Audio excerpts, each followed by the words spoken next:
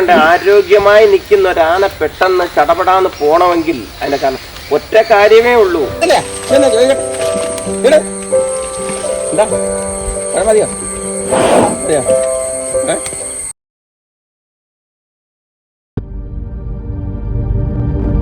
പിള്ളേരെയും കൊണ്ട് തന്നെ പൊങ്കാല ഇടിക്കാനുള്ള പരിപാടിയാണോ അത്? അല്ല ഞാൻ പറയുന്നത്. കാരണം നമുക്ക് ഒരു നാട് ഇപ്പൊ കേരളത്തില് ഒരു 500 എഴുന്നള്ളിപ്പാന അല്ല 600 എഴുന്നള്ളിപ്പാനകൾ മാത്രം. എഴുന്നള്ളിപ്പാനകൾ എന്ന് പറഞ്ഞു കഴിഞ്ഞാൽ നാട്ടാനകൾ നമുക്കുള്ളപ്പോൾ അതിൽ നിന്ന് ചിലപ്പോൾ ഒരു 350 ആന അല്ലെ 450 ആനകളെ ഉത്സവ പരിപാടികൾക്ക് എഴുന്നള്ളിക്കുന്നുണ്ടാവും. ഇപ്പം സാധാരണ നമ്മുടെ നാട്ടിൽ ഉത്സവ പരിപാടികൾ കൂടുതലാക്കി കൊണ്ടുവന്നുകൊണ്ടിരിക്കുക.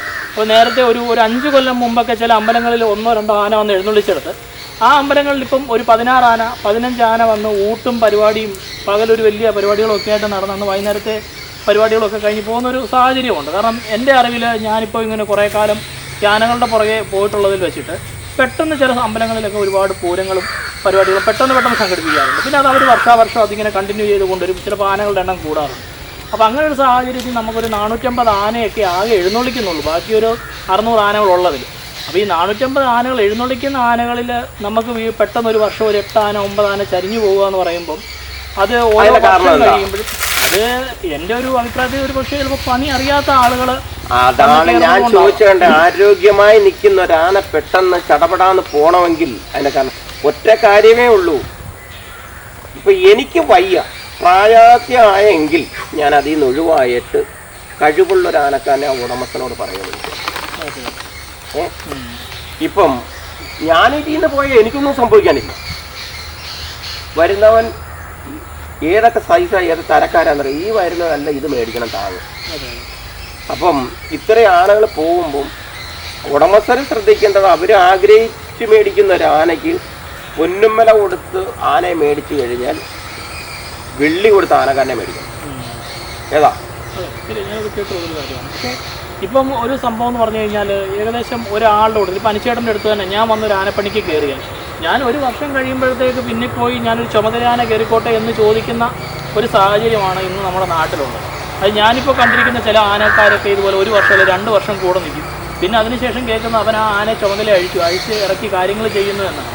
അപ്പോൾ അത് പഴയ ഒരു കാലത്തെ വെച്ച് നോക്കുമ്പോൾ ഇപ്പോൾ ചേട്ടൻ പറഞ്ഞ പോലെ 15ാമത്തെ അല്ലെങ്കിൽ 16ാമത്തെ വയസ്സിൽ ജോലിക്ക് കയറി 26ാമത്തെ വയസ്സിലാണ് ചുമതലയേൽക്കുന്നത്. അപ്പോൾ ആ ഉണ്ടായ ഒരു 10 വർഷം ഓരോ ആനകളുടെ കൂടെ ഇടച്ചട്ടവും അല്ലാതെ ആദ്യം ആനക്കാരുടെ കൂട്ടത്തിൽ വെറുതെ പോയി നിന്നും പിന്നെ അവർ കുറേ ഉത്തരവാദിത്തങ്ങൾ തന്നും ഒക്കെ അല്ലേ അതിനകത്തുള്ള കുഴപ്പം. ഇപ്പോൾ പിള്ളേർ സെറ്റിനകത്ത് പ്രായമുള്ളവരുടെ കൂടെ ആരെങ്കിലും പോകും ആനപ്പണി പഠിക്കാൻ? ഇല്ല, ആരും പോകാറില്ല. എല്ലാം ഈ പറഞ്ഞ പോലെ തന്നെ ഒരു 30 വയസ്സിനകത്ത് പ്രായമുള്ള ആൾക്കാരോട് മാത്രം. പിള്ളേരെല്ലാം കൂടി ഇരിക്കുന്ന 22 വയസ്സ് 23 വയസ്സുള്ള ആനക്കാർ പിള്ളേരാണ്. അതെ, അവരുടെ കൂടെ വരുന്ന അവന്റെ പ്രായത്തിലുള്ളവനാണ്. ഈ 22 വയസ്സുള്ളവൻ ഒരു ആന ചുമതല കയറണമെങ്കിൽ അവൻ എത്രാമത്തെ വയസ്സിൽ ആനപ്പണിക്ക് ഇറങ്ങും? അവനൊരു 15ാമത്തെ വയസ്സിൽ ഇറങ്ങിയാൽ 5 കൊല്ലം കൊണ്ട് ഇതിന് വല്ലതും അറിയാവും? നമ്മൾ ഈ പറഞ്ഞ പോലെ അന്നത്തെ പോലത്തെ ഒരു കൂപ്പിലെ പണിയോ കാര്യങ്ങളോ ഒരു തൊണ്ടൊരുക്കി ഒരാനെ അതിന്റെ വരക്കെട്ട് നോക്കി കഴുകാൻ ഇപ്പോഴുള്ള കുഞ്ഞുങ്ങൾക്ക് അറിയത്തില്ല. ഇപ്പൊ ബ്രഷിനകത്താ കഴുകുന്നേ. ഇപ്പൊ ഞാനും കഴുകുന്നുണ്ട് ബ്രഷിനകത്ത്, ഇല്ലെന്ന് ഞാൻ പറയുന്നില്ല. പക്ഷെ ഒരു ആനയെന്ന് പറഞ്ഞാൽ അതിൻ്റെ ഞരമ്പ് നോക്കി അല്ലെ വലിച്ച് കൈ കഴിച്ച് തൊണ്ടിന് കഴുകണം. ഞാനും കേട്ടിട്ടുണ്ട് പണ്ട് കാലങ്ങളിലൊക്കെ ഒരു തോട്ടിലേക്കോ അല്ല ഒരു ആറ്റിലേക്കോ ആനയെ രാവിലെ കൊണ്ടിറക്കിയ വൈകുന്നേരം 6 മണിയാകും കല്ലിന് കഴുകാന്ന് പറഞ്ഞാലുണ്ടല്ലോ വരക്കെട്ട് നോക്കി തൂത്തുവിടണം. അന്നത്തെ ആ ഒരു രീതിയൊന്നും ഇപ്പൊ ഇല്ലല്ലേ? കാരണം രാവിലെ കൊണ്ടുവന്ന വെള്ളത്തിലിറക്കി വൈകുന്നേരം വരെ ഇപ്പൊ ഒരു കെട്ട സോപ്പ് മേടിച്ച് സോപ്പും കാരോടെ അങ്ങോട്ട് മേടിച്ച് ആനയുടെ മേത്ത് തൂത്തിട്ട് അങ്ങോട്ട് കൊണ്ടുവന്ന് ബ്രഷിനിട്ട് ഒരു കഴുകി 2 മണിക്കൂർ കൊണ്ട് ആന പഴുഴം പോലെ നിൽക്കും. പക്ഷെ ആനയുടെ ശരീരത്തിന്റെ പല ഭാഗങ്ങളിലും തൊണ്ടോടത്തില്ല. തൊണ്ടിന് കഴുകണം ആനെ, തൊണ്ട് കണ്ടിച്ച് തൊണ്ടിന് കഴുകിയെടുക്കണം ആനെ. നമ്മുടെ ഈ ഒരു നീരുകാലം കഴിഞ്ഞു കഴിഞ്ഞാൽ കൂടുതലായിട്ടും ശരിക്കും പറയുന്നത് നീരിന് ശേഷം ആനയെ തൊണ്ടിന് തന്നെ കഴുകി ഇറക്കണമെന്നാണല്ലോ. നീരിന് ശേഷമല്ല, നീരിന് കഴിഞ്ഞാലും കഴിഞ്ഞില്ലേലും ആനയെ തൊണ്ടിന് കഴുകണം, കല്ലിന് കഴുകണം. കല്ലിന് കഴുകുന്നവർക്ക് ബുദ്ധിമുട്ടാണെങ്കിൽ തൊണ്ടിന് കഴുകിയെടുക്കണം ആനെ. തൊണ്ടി ചെത്താനൊക്കെ ഇന്നത്തെ കാലത്തെ പിള്ളേർക്ക് അതിനെപ്പറ്റി ഒന്നും വലുതായിട്ട് അറിയാത്തതുകൊണ്ടായിരിക്കാം കൂടുതൽ ആൾക്കാരും. അവർ പഠിക്കണം, അത് കളയണം. അവരത് കളഞ്ഞിട്ട് അവര് നല്ല രീതിയിൽ പഠിക്കണം. ആ പിള്ളേർ നല്ല രീതിയിൽ പഠിച്ചു വരുമ്പോ അവനൊരു വില വരും. അവന് കാര്യങ്ങൾ അറിയാം. അവനോട് വരുന്നവനെ അവൻ പണി പഠിപ്പിച്ചെടുക്കും. ഇപ്പോഴത്തെ ആ പഴയ ഒരു കാലത്തെ വെച്ചിട്ട് ഇപ്പോൾ നാട്ടാന പരിപാലന ചട്ടമൊക്കെ വന്നപ്പോഴത്തേക്ക് അതിൽ നിന്നുള്ളൊരു വ്യത്യാസം എന്താണ്? അത് ഗുണം ചെയ്യുന്നുണ്ടോ? ഈ ഗുണം ചെയ്യുന്നു എന്ന് ചോദിച്ചാൽ നാട്ടാന പരിപാല ചേട്ടൻ ഫോറസ്റ്റിന്റെ ആണെങ്കിൽ അവർ പറയുന്ന കണക്കിലാണ് വലിയ കുഴപ്പമില്ല പോകുന്നത്. ഈ പകല് വെയിൽ സമയത്ത് ആനകൾ ഇത്ര ദൂരം ഒരു ലോറിയിൽ ഇത്ര ദൂരം യാത്ര ചെയ്യരുത്, എവിടെയെങ്കിലും റെസ്റ്റ് കൊടുത്ത് പോകണം, അതൊക്കെ പറഞ്ഞൊരു ഗുണമുള്ളൊരു കാര്യം. അത് ഇതേ ഉള്ളു പ്രശ്നം. പിള്ളേർ ശ്രദ്ധിക്കേണ്ട കാര്യങ്ങൾ നമ്മൾ തല്ലും പിടിയൊക്കെ കൊടുക്കുമ്പോൾ നോക്കിയും കണ്ടു കൊടുക്കണം. ആനെ മേലെ നോക്കുന്നതേ നോക്കിയും കണ്ടു കൊടുക്കുക, ആനെ അങ്ങനെ ചെയ്യുക, അതുപോലെ തന്നെ ഭക്ഷണങ്ങൾ കറക്റ്റ് ചെയ്ത് കൊടുക്കുക, അങ്ങനെയൊക്കെ പോയാൽ കുഴപ്പമില്ല പോവുക. അതല്ലെങ്കിൽ ഉടമസ്ഥന് പോകും. എന്നെ ഡെയിലി രാവിലെ വിളിച്ചിട്ട് മിക്കവാറും ഉച്ചയ്ക്ക് രാവിലെ പോയിട്ട് ഉച്ചയ്ക്ക് വിളിച്ചേട്ടാ അനുജനല്ലേ, ഞാൻ പറയാതെ ആന വല്ലതും നിൽപ്പുണ്ടോ കേട്ടോ അഴിക്കാനൊന്നും. ഏതാ ഞാൻ ആട്ടുംകുട്ടിയെ മേടിച്ച് നിർത്തിയേർത്തേക്കുന്നതിൻ്റെ കൂട്ടാണോ ഒരുത്തം വിളിച്ചിട്ട് എന്നോട് ആന വല്ലതും നിൽപ്പുണ്ടോ? അങ്ങനെ ആയിപ്പോയി. അന്നാ പ്രായമുള്ള ഞങ്ങളുടെ പ്രായത്തിലുള്ള ഒരു ചിലപ്പോൾ നമ്മളെ വിളിച്ചിട്ട് ചോദിക്കും എവിടാടേ വീട്ടിലാണോ? അടുത്ത സീസണ് നമുക്ക് 10 ദിവസം ഞാനോടെ വന്ന് നിൽക്കട്ടെ കൂടെ നിൽക്കും. 10 ദിവസം ഞാനോടെ വന്ന് നിൽക്കട്ടെ കൂടെ. മറ്റേത് നേരെ തിരിച്ചാ ചോദിച്ചത് ചുമതലയ്ക്ക് ആന അഴിക്കാനുണ്ടോ? ആ ഒരു കാലഘട്ടമാണിപ്പോൾ. ഈ രാജേന്ദ്രന്റെ ഉടമസ്ഥന്റെ പേര്? അദ്ദേഹത്തിന്റെ പേര് വിജയൻ ഉണ്ണിത്താൻ എന്നാണ്. അദ്ദേഹം അടൂർ തന്നെയാണോ? ആണ്, മൗട്ടത്താണ്. അദ്ദേഹത്തിന്റെ പേര്. പിന്നെ അദ്ദേഹത്തിന് ഒരുപാട് ആനകളുള്ള ഒരാളായിരുന്നു. ഏകദേശം ഒരു 10-15 ആനകൾ വരെയൊക്കെ. അയ്യോ, അദ്ദേഹത്തിന് പോലും ഓർമ്മയില്ല അദ്ദേഹത്തിന്റെ വീട്ടിൽ എന്തുമാത്രം ആന വന്നു പോയിട്ടുണ്ടെന്ന്. അദ്ദേഹത്തിന് ഏറ്റവും ഇഷ്ടപ്പെട്ട ആന ഏതായിരുന്നു?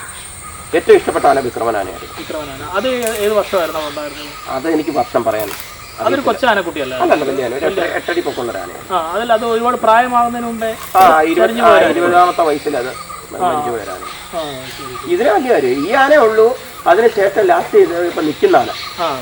ഈ വിക്രമൻ എന്ന് പറഞ്ഞാൽ അതൊരു നാടനാനയല്ലായിരുന്നു? അതെ അതെ, അത് കോന്നി തുറയിലാനയായിരുന്നു. കോന്നി ആനക്കുട്ടി. അത് അവിടുത്തെ ലേലത്തിന് എടുത്തു. അതെ അതെ അതെ അതെ. അപ്പൊ അത് വന്നതിന് ശേഷം അത് അത്യാവശ്യം ഒലിവൊക്കെ ആയതിനു ശേഷമാണ് ഈ ആന ചരിഞ്ഞു പോകുന്നത്. മുടയായില്ല, അതിനും ആന പോയി. അതെന്തായിരുന്നു വല്ല ബുദ്ധിമുട്ടുകൾ? ആന്ത്രാക്സ് വന്നിട്ട് അത് അവിടെ മൗട്ടത്ത് തന്നെ നിന്നാണോ ആന ചരിയുന്നത്? ആന ചരിയുന്നത് മൗട്ടത്ത് നിൽക്കുമ്പോഴാണ്. ആന ചരിയുന്ന ഉളിയനാട് കൂപ്പി കിടന്ന കല്ലേലി കിഴക്ക് വെച്ച് ഉളിയനാട് കൂപ്പി വെച്ച് ആന ചരിയുന്നത്. അവിടെ വെച്ചാണ് ഇങ്ങനെ ഒരു അസുഖം തിരിച്ചറിയുന്നത്. ആന ഉച്ചയ്ക്ക് പണി കഴിഞ്ഞിട്ട് വന്നതാണ്. പണി കഴിഞ്ഞ് ഷെഡിന്റെ അവിടെ വന്ന് ഓലയും തിന്ന് വെള്ളവും കുടിച്ചിട്ട് ആന നിന്ന നിപ്പിൽ ഒരു വിറയിലുണ്ടായി ആന വീഴ് വരും. ആനയ്ക്ക് കയറിയിട്ടുണ്ടോ? അതിന്റെ ഒരു സീറ്റ് കെട്ടാൻ നിന്നിട്ടുണ്ട്. എത്രാമത്തെ വയസ്സിലായിരുന്നു ഈ വിക്രമൻ ആന ഉള്ളത്? എനിക്ക് 16 വയസ്സ് ഉണ്ടപ്പോഴും ഞാൻ ഈ ആനയെ ഞാൻ കണ്ടിട്ടുണ്ട്. ഇതിനൊന്നും ഇപ്പൊ നമ്മുടെ ഇന്നത്തെ കാലത്തുള്ള ആൾക്കാർക്ക് ഒന്ന് താരതമ്യം ചെയ്യാനായിട്ട് ഏത് ആനയായിട്ട് നമുക്ക് പറയാൻ പറ്റും? ഇപ്പൊ അതുപോലൊരു ആന ഇപ്പൊ താരതമ്യം ചെയ്തെടുക്കാൻ ഇച്ചിരി പാടാണ് സംഭവം. അങ്ങനെ ഒരു ആനയായിരുന്നു. അപ്പൊ ഈ കൂടുതലും മൗട്ടത്ത് നിന്നിരിക്കുന്നത് കോന്നി ആനക്കൂട്ടിലെ ആനകൾ തന്നെ? അവരെല്ലാം നാടനാനകളായിരുന്നു. ഏറ്റവും കൂടുതൽ നിന്നിട്ടുള്ള നാടനാനകളായിരുന്നു. പിന്നീട് അതിനുശേഷമാണ് ബീഹാർ ആനകളും ആസാം ആനകളും വന്നത്. ഇപ്പൊ ആന പിടുത്തമില്ലല്ലോ. പിടുത്തമില്ലാതെ വന്നപ്പോ വെളിയിൽ നിന്നുള്ള ആനകൾ വരാൻ തുടങ്ങി. അപ്പൊ അങ്ങനെയുള്ള രീതിയിലാണ് ആനകൾ വരാൻ തുടങ്ങി. ഇപ്പോഴും പുതിയ ഈ ആനകൾ വരുന്നതിനെ പറ്റിയുള്ള പുതിയ കാര്യങ്ങളും ആന വരണമെന്ന് പറഞ്ഞതിന്റെ കാരണം ക്ഷേത്രങ്ങളിൽ ആവശ്യത്തിന് ആനയില്ല. ഇപ്പൊ നമുക്ക് ആന ആവശ്യത്തിന് ഉപയോഗിക്കാനില്ല. ആന വരണം. ആന വന്നാലേ നമ്മുടെ ആചാരങ്ങൾക്ക്, ആന ചെയ്തു പോയ ആചാരങ്ങൾക്ക് ആന ഇല്ലിപ്പോൾ. അപ്പോൾ ഇപ്പോഴത്തെ ഒരു സാഹചര്യത്തിൽ ഇപ്പോൾ ആനകൾക്ക് കുറച്ച് കൂടുതൽ ലോഡ് വരുന്നുണ്ടോ? അതായത് ഇപ്പം പരിപാടികൾക്ക്, അതായത് ഇന്നൊരു പരിപാടി നാളെ ഒരു പരിപാടി, അങ്ങനെയുള്ള ഒരു ബുദ്ധിമുട്ടുകൾ വരുന്നുണ്ടോ? അത്യാവശ്യം കയറുന്നുണ്ട്. എന്നാലും കുറച്ച് ഒഴിവുകളൊക്കെ കിട്ടുന്നുണ്ട് പരിപാടി. അല്ല, കൊല്ലം തിരുവനന്തപുരത്തിനകത്തൊരു സുഖമുള്ളൊരു പരിപാടിയാണ്. ഉച്ചയ്ക്ക് 3 മണിക്ക് തുടങ്ങിയാൽ രാത്രി 9-10 മണിയാകുമ്പോൾ തീരും. രാജ്യത്തിന് കുറച്ച് നാളുകൾക്ക്, അതായത് 4-5 കൊല്ലം, ഇപ്പോൾ തൃശ്ശൂർ പൂരത്തിൻ്റെ കാര്യം പറഞ്ഞു, 5 കൊല്ലം. അതിന് മുമ്പ് കൂടുതലായിട്ടും പത്തനംതിട്ട, ആലപ്പുഴ അങ്ങനെയുള്ള ജില്ലകളിലാണോ കൂടുതൽ? കൊല്ലം തിരുവനന്തപുരം, പത്തനംതിട്ട. ഇതിനപ്പുറത്തേക്ക് പോകുന്നില്ല? അങ്ങോട്ട് പോകത്തില്ല. ഇപ്പൊ ഈ തൃശ്ശൂർ പൂരത്തിന്റെ പരിപാടി അങ്ങനെയുള്ളത് വന്നപ്പോഴാണോ? അതിപ്പോ തൃശ്ശൂർ പൂരത്തിന് മാത്രമേ പോകുന്നുള്ളൂ. ശരി. അല്ലാതെ നമ്മൾ അതിനപ്പുറത്തേക്ക് വേറെ പരിപാടിക്ക് പോകുന്നില്ല. നേരത്തെ പോകായിരുന്നു, ഇപ്പൊ പോകുന്നില്ല. ഇപ്പൊ ഒരു 5 അല്ല 8 കൊല്ലം കൊണ്ട് നമുക്കൊരു നിയന്ത്രണം ഇട്ടിട്ടുണ്ട് നമ്മുടെ ആനയ്ക്ക്. തിരുവനന്തപുരം ജില്ലയിലേക്ക് നമ്മൾ എടുത്തിരിക്കുന്ന വലിയ പരിപാടി അതൊരു കുഴപ്പമില്ല. വലിയ പരിപാടികൾ ഏതൊക്കെ തിരുവനന്തപുരത്തെ അടുത്ത് മണികണ്ഠേശ്വരം നല്ല പരിപാടിയാണ്. മണികണ്ഠേശ്വരം മാത്രമേ ഉള്ളൂ? അല്ല, അവിടെ ഉണ്ട്. ആ ചുറ്റോട് അവിടെ എങ്ങനെയാണെന്ന് വൈകിട്ട് 6 മണിക്ക് ആന എഴുന്നള്ളിക്കത്തുള്ളൂ. രാത്രി 11:30, 12, 1 മണിയാകുമ്പോൾ തീരും. പക ഫുൾ റെസ്റ്റ് ആനയ്ക്ക്. നല്ല കാര്യമാണ്. പക്ഷെ വടക്കൂന്ന് അല്ലെ മറ്റുള്ള ആനക്കാരെങ്കിലും അവർക്കൊരു ബുദ്ധിമുട്ടാണ്. നിന്ന് എഴുന്നള്ളിച്ച് ശീലമുള്ളവന് അത് പറ്റത്തില്ല. ഇപ്പോൾ പെട്ടെന്ന് ഒരു രണ്ടാനക്കാരൻ രാജ്യത്തിൻ്റെ അടുത്തേക്ക് വന്നു കഴിഞ്ഞാൽ അതെങ്ങനെയാണ്? ഒരു കെട്ടിയെഴുപ്പിൻ്റെ ആവശ്യമൊക്കെ ഉണ്ടാവും. കൂടെ നിന്ന് തന്നെ കാര്യങ്ങൾ ചെയ്ത് അവന് വഴിയായി പൊക്കോളും. കൂടെ നിന്നാൽ മതി. അത് എത്ര ദിവസമൊക്കെ കൂടെ നിന്ന് നമ്മൾ സഹകരിക്കും? അത് ഞാൻ തീരുമാനിക്കുന്ന അനുസരിച്ച് പോകും. ചിലപ്പോൾ 2 മാസം വരെ അവനെ കൊണ്ട് കുറെ നടത്തിക്കാം. ഇച്ചിരി കഴിവുള്ളവനാണെങ്കിൽ ഒരാഴ്ച കൊണ്ട് ആനയെ സെറ്റ് കുറച്ച് നമ്മൾ പറഞ്ഞ പോലെ കഴിവില്ലാത്തവനാണ്, കഴിവില്ലാത്തവനാണ് നമ്മൾ ഒതുക്കി ഒരു സൈഡിൽ നിർത്താനേ പറ്റൂ. കഴിവില്ലാത്തൊരു മണ്ണയെ വന്ന് കയറുന്ന അവനെ ഞാൻ ആനയെ ഏൽപ്പിക്കാൻ പറ്റൂ. അതെ അതെ തീർച്ചയായിട്ടും. അപ്പോൾ അവര് ഒരു കുഴപ്പമില്ല, നല്ലൊരു ആനക്കാരനാണ് വരുന്നത്, അല്ല കാര്യങ്ങൾ അറിയാവുന്ന ഒരാളാണ് വരുന്നതെങ്കിൽ നമുക്ക് കുറച്ച് നല്ല ആനക്കാരെ എപ്പോഴും അംഗീകരിക്കണം. അത് വലിപ്പച്ചെറുപ്പമല്ല. 10 വയസ്സുള്ള ഒരു കുഞ്ഞിന് നല്ല പണി അറിയാമെങ്കിൽ അവൻ ആനക്കാരൻ തന്നെ. 90 വയസ്സുള്ള മനുഷ്യനും നല്ല രീതിയിൽ തൊഴിലറിയാമെങ്കിൽ അയാളെ ആനക്കാരനായിട്ട് അംഗീകരിക്കണം. ആനപ്പണി അറിയാം, മോശമാണെങ്കിൽ മോശമുള്ളവനാണെങ്കിൽ അവനെ ആ രീതിയിൽ തന്നെ പോകണം. അത് ഇന്നത്തെ തലമുറയിൽ ഈ പിള്ളേർ കൂടുതൽ പണി അറിയുന്നതിന് മുമ്പേ ഓരോ കാര്യങ്ങളിലേക്ക് പോകുന്നു. ഇന്നത്തെ തലമുറയിലുള്ള ആളുകൾ പറഞ്ഞു കൊടുക്കാത്തത് കൊണ്ടാണോ? അതാ പ്രശ്നം. കാരണം അതാണ് ഞാൻ മുമ്പേ പറഞ്ഞത്, 20 വയസ്സുള്ള ഒരാളുടെ കൂടെ പണി പഠിക്കാൻ പറ്റുന്നത് 20 വയസ്സുള്ള ആൾ തന്നെ വരുന്നത്.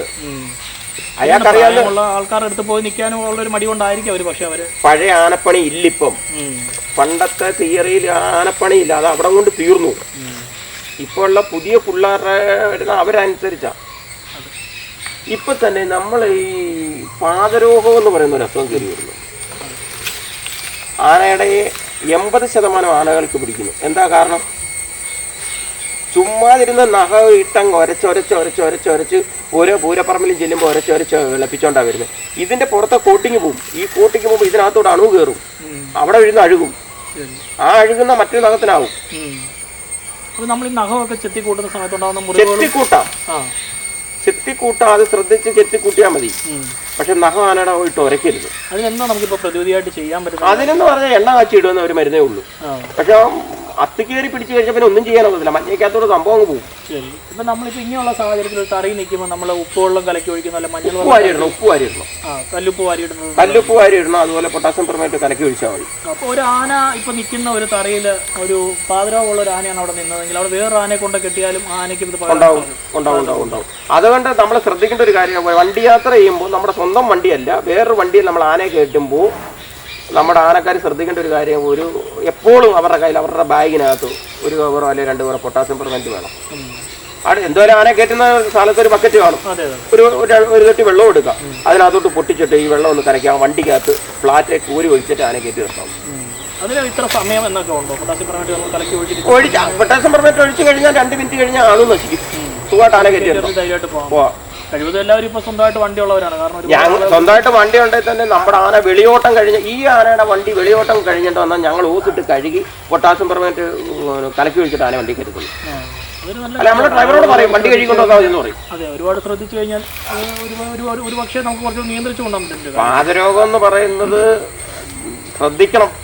ശ്രദ്ധിച്ചില്ലെങ്കിൽ നമ്മൾ കൂട്ടിയാൽ ചിലപ്പോൾ കൂടാതെ വരും. അടിഭാഗമൊക്കെ ഉണ്ടല്ലോ, പഴയ പാദരോഗം എന്ന് പറഞ്ഞാൽ അടിഭാഗം ഇളകിപ്പോവും. കാരണം ഒരുപാട് ആനകൾ അങ്ങനെ നമ്മൾ കേട്ടുള്ള കാര്യമാണ്. കമ്പൊക്കെ കെട്ടി ചാരി നിർത്തി പാദം ഇളകി പോയിട്ട് വീണ്ടും പിന്നെ ഈ തറി വൃത്തിയാക്കുന്നത് ഒന്ന് ശ്രദ്ധിക്കണം. ഇതിപ്പോ ഈ തറിയില് ഈ 3 തറിയിൽ 14 കൊല്ലം കൊണ്ട് കിട്ടുന്നതാണ്. ഈ 3 തെങ്ങിൽ ഈ തെങ്ങ 10 ദിവസം നിൽക്കും. 11ാമത്തെ ദിവസം ആ തെങ്ങ മാറ്റും. അപ്പോൾ നമ്മൾ ആ സമയത്ത് ഈ തറി മൊത്തം വൃത്തിയാക്കിയിട്ട് ഉപ്പ് വാരി ഇട്ടിട്ട് പൊട്ടാസ്യം പെർമാനേറ്റ് കലക്കി ഒഴിച്ചാൽ കിട്ടും. ശരി. അപ്പോൾ അത് പിന്നീട് 10 ദിവസം കഴിഞ്ഞിട്ട് ഇല്ല, പിന്നെ ആ തെങ്ങയെന്ന് മാറ്റിയിട്ട് ഇതിലോട്ട് മാറ്റും. അപ്പോൾ 20 ദിവസം ഇവിടെ ആവും. വീണ്ടും 10 ദിവസം കഴിയുമ്പോൾ അവിടോട്ട് പോകത്തുള്ളൂ.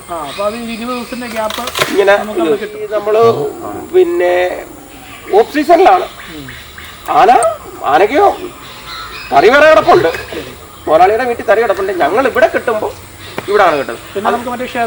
ക്ഷേത്രത്തിലെ വെള്ളം കയറുമ്പോൾ കെട്ടാനുള്ള തറിയുണ്ട്.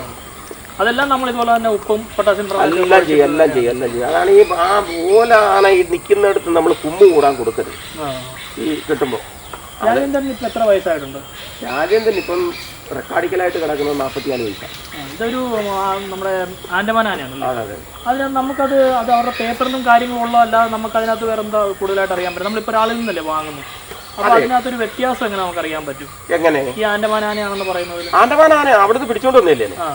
അവിടുന്ന് ആന പിന്നെ അവിടുത്തെ വനത്തിൽ നിന്ന് അവര് പിടിച്ച് സർക്കാർ ലാൻഡ് ചെയ്ത ആന.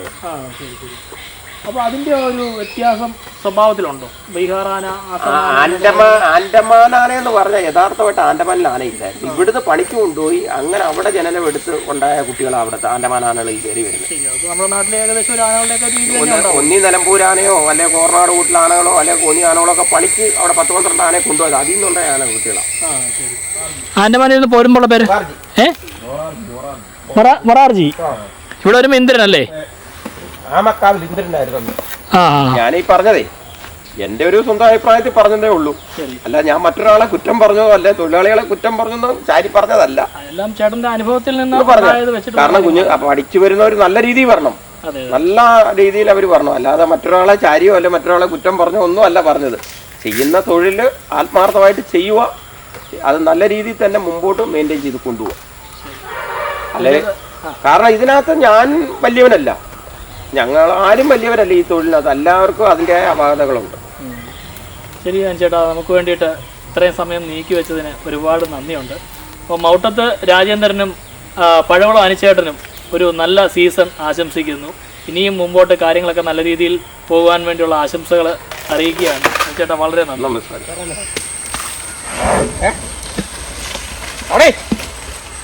എന്താ അതൊക്കെ തന്നെയല്ലേ എന്താ മതിയോ?